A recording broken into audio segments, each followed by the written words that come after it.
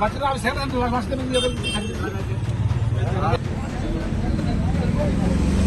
ওই আদর্শ নাড়ু